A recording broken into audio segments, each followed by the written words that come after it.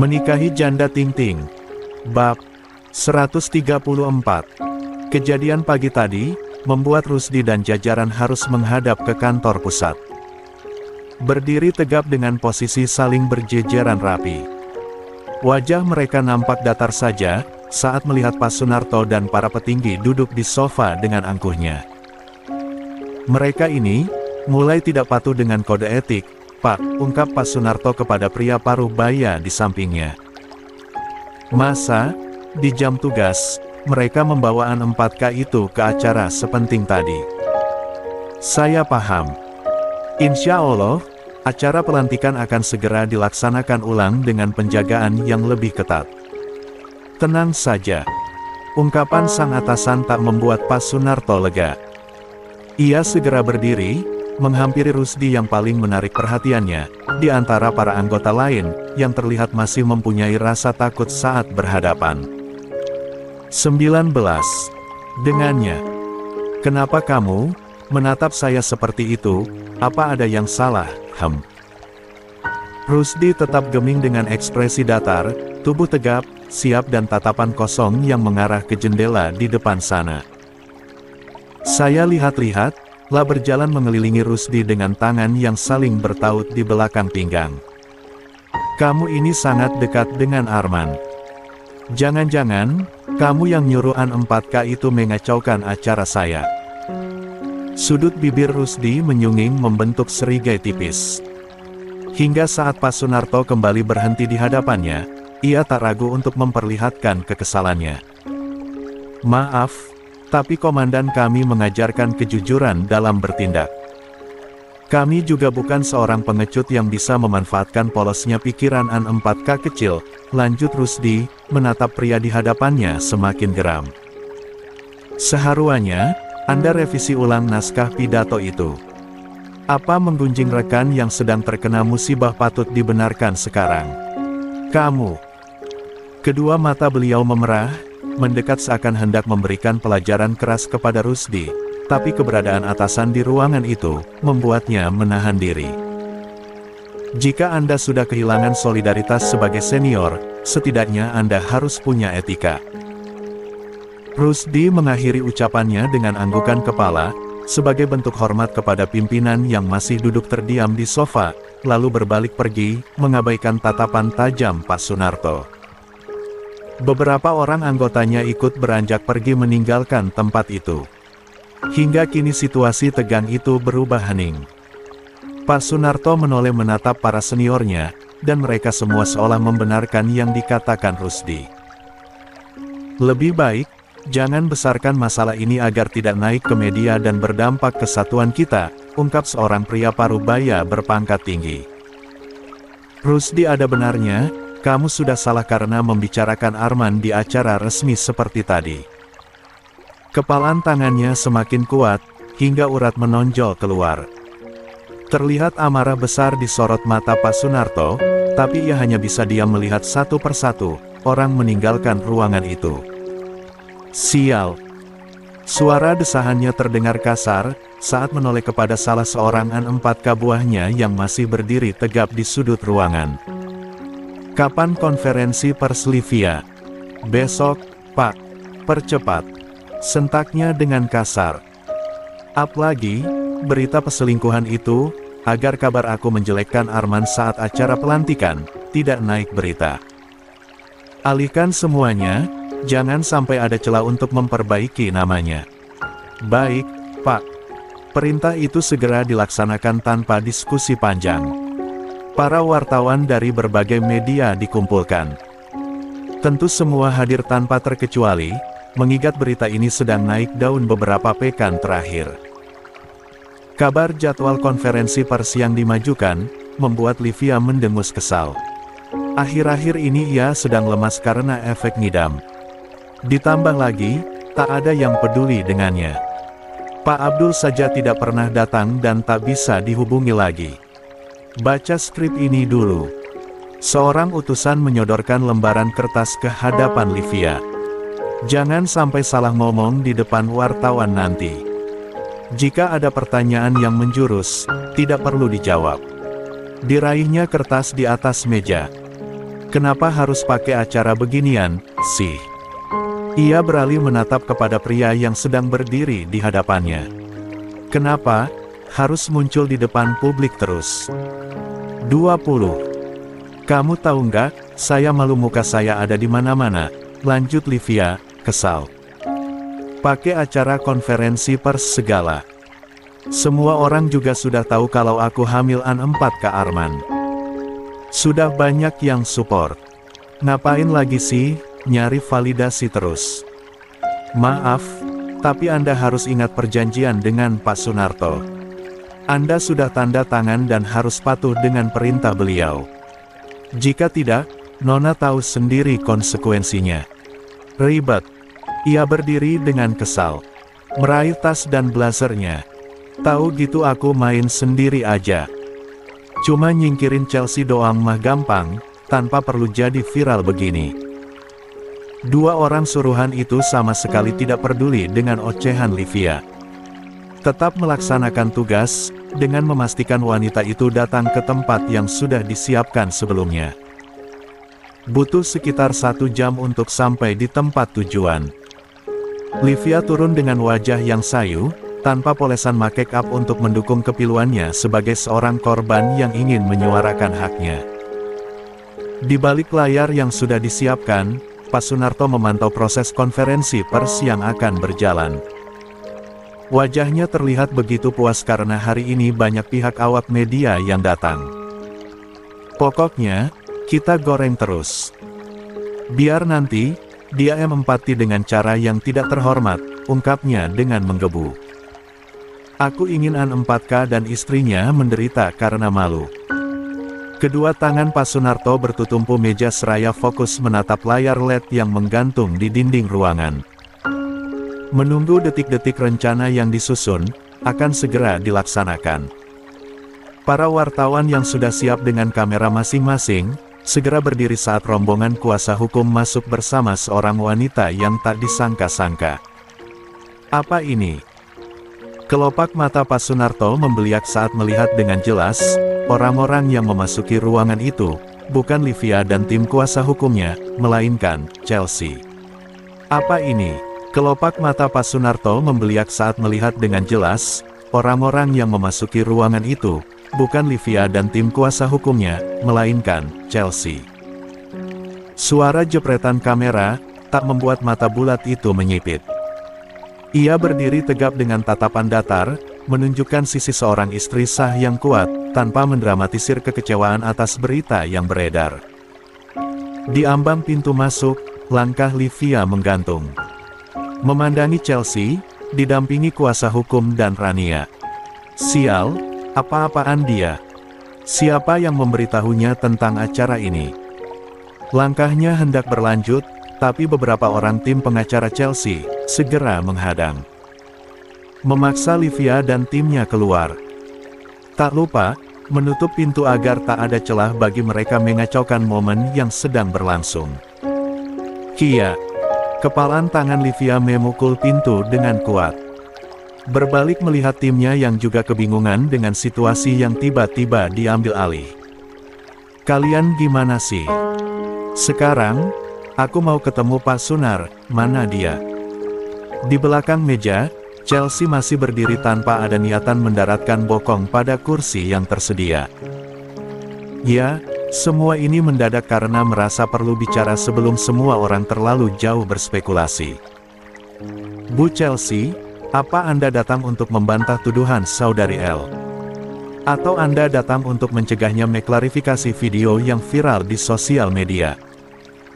Tangan, kaki, bahkan bibirnya pun terasa dingin saat berhadapan dengan banyak kamera.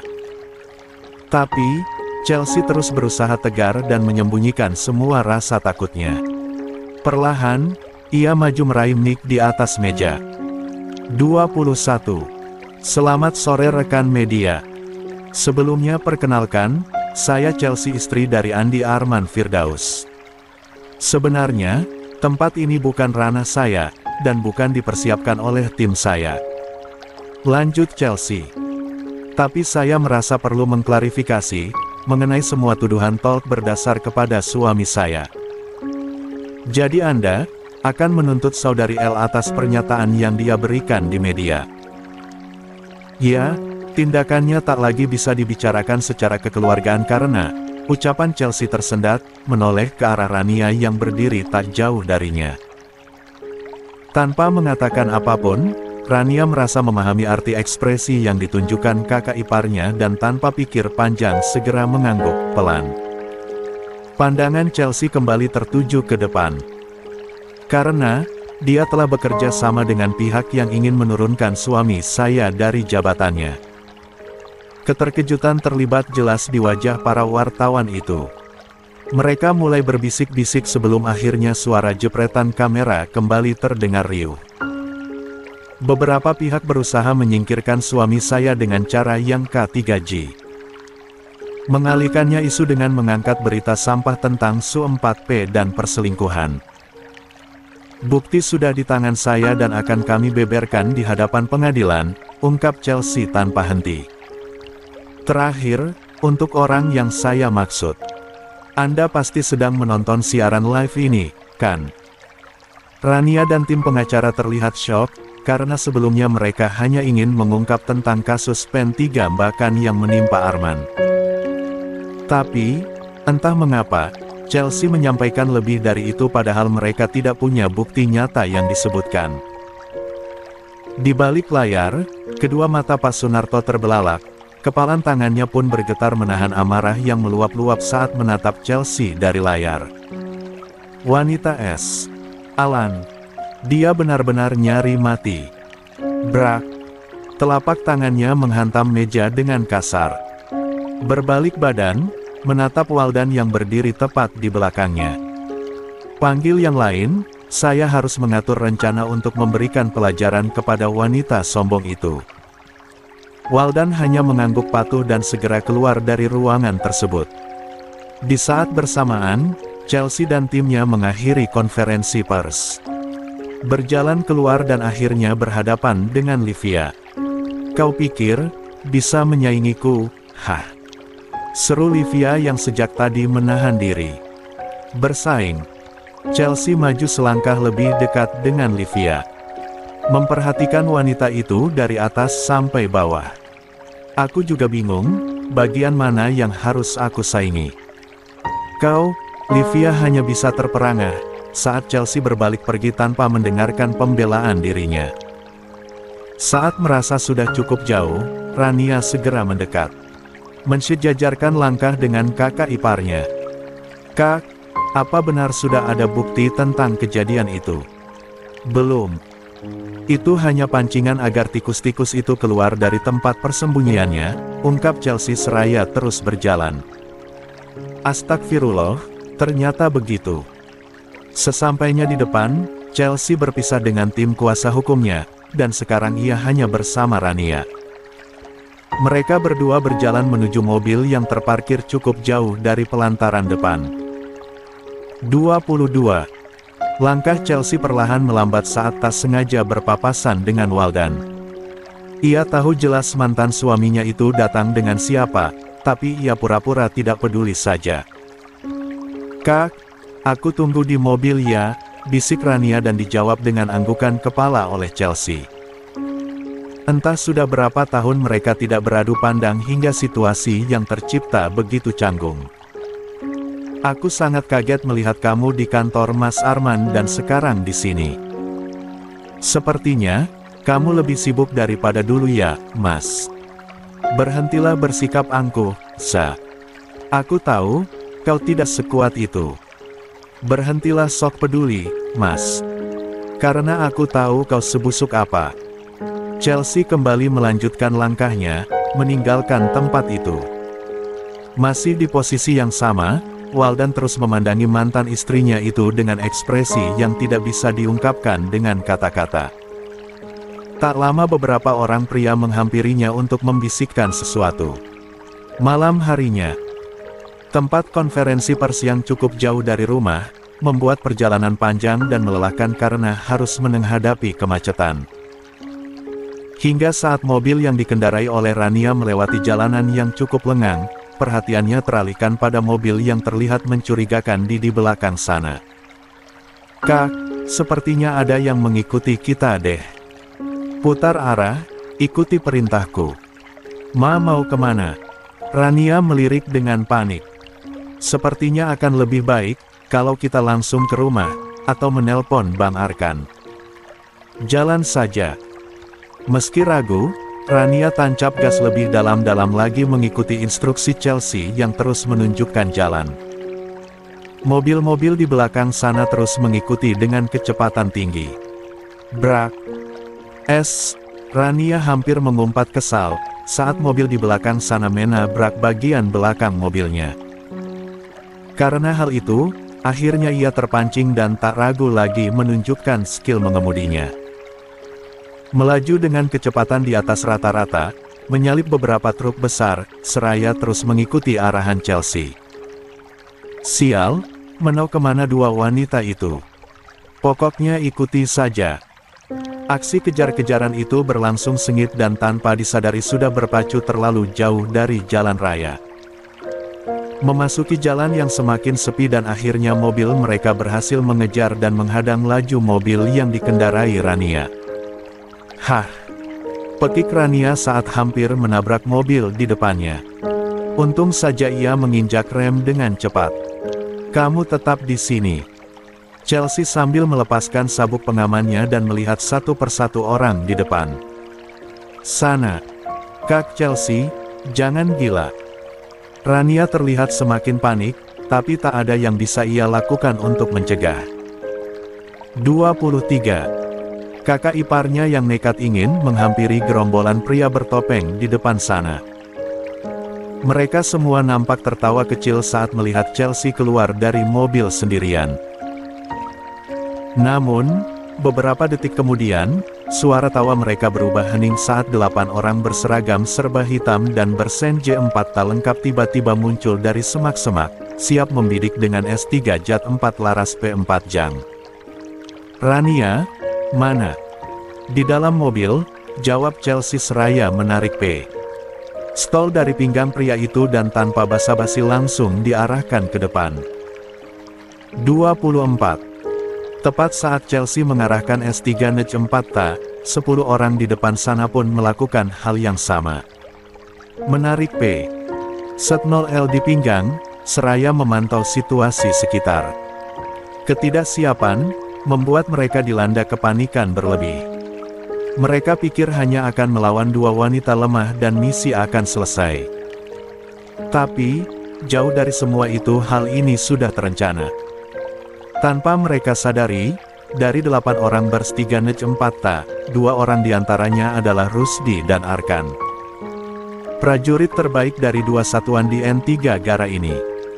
Untuk sampai ke tahap ini, bukanlah sesuatu yang mudah. Butuh strategi dan taktik yang tepat agar tidak menimbulkan kehebohan. Untungnya Rusdi dan Arkan sudah mendiskusikan hal ini sejak lama. Mengajak Chelsea untuk terlibat, karena mereka tahu dia adalah salah satu target incaran orang-orang itu. Rania yang tak tahu menahu, hanya duduk termangu di belakang kursi setir. Yups, beberapa jam yang lalu sebelum memutuskan untuk mulai bergerak. Rusdi baru saja meninggalkan ruangan Pak Sunarto, tapi nyatanya tak langsung beranjak pergi. Lah bersembunyi di balik pilar menyangga, menunggu orang-orang itu keluar dan akhirnya mendengar perbincangan paraan 4K buah Pak Sunarto yang sedang siap-siap untuk menemui Livia. Siapkan ruangan konferensi pers di restoran. Kami akan sampai di sana sebelum jam 3 sore. Selesai dengan teleponnya, orang-orang itu beranjak pergi. Di saat bersamaan, Rusdi juga segera meninggalkan tempat itu. Melalui area belakang seraya menelpon Chelsea untuk memberitahunya informasi tersebut. Saya harap, Bu Chelsea bisa mengambil langkah tegas kali ini, ucapnya kepada Chelsea di ujung telepon. Alihkan perhatian, dan pancing mereka. Saya dan Arkan akan menunggu di jalur yang sudah ditentukan. Tanpa perlu mendengar tanggapan Chelsea, Rusdi mengakhirinya panggilan telepon itu. Beralih menghubungi Arkan untuk menyiapkan pasukan untuk membantu. Tentunya, tanpa sepengetahuan atasan, karena misi kali ini di luar jalur kode etik yang berjalan. Tidak mudah untuk Rusdi meyakinkan diri melawan arah seperti sekarang. Ia harus melewati para rekan yang tak mendukung aksinya, dan juga keluarga yang terus menelpon, memintanya untuk pindah ke satuan lain, seperti Rizal dan beberapa anggota R3 Skrim lainnya. Saking gencarnya, adik Rusdi pun diutus pulang ke Jakarta untuk menemuinya. Ya, gadis itu adalah perempuan yang pernah terlibat adu J***tos dengan Rania di masa lalu. Sesaat setelah sampai di rumah, Rusdi harus menghadapi sang adik yang sudah berdiri, berkacak pinggang di depan pintu. "Ngapain kamu kesini? Aku udah ngomong sama ibu, kalau aku nggak akan pernah pindah." Gadis itu berdecak, membiarkan sang kakak berjalan masuk ke dalam rumah, lalu mengikutinya dari belakang. "Aku juga nggak mau nyusul Mas ke sini. Tapi, ini semua demi karir Mas kok, ingat yang nyekolahin koe sopo, Mas." Justru karena aku S3 Kol 4H, ia berbalik badan, menatap sang adik yang sekarang berdiri di ambang pintu kamarnya. "Makanya aku tahu mana yang baik dan buruk. Kamu nggak perlu ngajarin aku." Bertahan jadi kacung Pak Arman, yang jelas-jelas pimpinan tidak jujur, suka main perempuan. "Mas jangan tutup mata dong. Realistis aja seperti Kak Rizal, dia direkomendasikan dan akan dipindah ke Jogja loh." Rusdi memilih geming, tanpa menanggapi adiknya. Mempersiapkan diri dengan seragam serba hitam yang 25 sudah lama mengendap di lemari. Setelah memasukkan semua perlengkapannya ke tas berukuran cukup besar, ia segera berbalik pergi. "Mas, mau kemana?" Mulutnya seakan terkunci, saat berjalan melewati sang adik. Mas Rus lah mengikuti dari belakang. Tapi sayang tak sempat mencegah karena pria itu kadung tancap gas meninggalkan halaman depan. Ish. Semenjak dia kepincut janda, otaknya makin geser. Gadis itu memempat enting pintu dari dalam saking kesalnya. Ya, tanpa orang tahu, Rusdi pun banyak mengalami tekanan internal dari keluarga, setelah nama baik Arman jatuh. Tapi, tak sedikit pun Rusdi beranjak dari sisi komandannya. Lah terus melajukan mobil tanpa ragu, keluar perbatasan antar wilayah, dan akhirnya sampai ke titik yang sudah dijanjikan sebelumnya. Arkan dan beberapa orang lain yang berada di pihak mereka, sudah menunggu di sana mempersiapkan semua peralatan dan perlengkapan yang dibutuhkan seraya menunggu Chelsea memberikan kepastian apakah pancingan mereka berhasil atau tidak.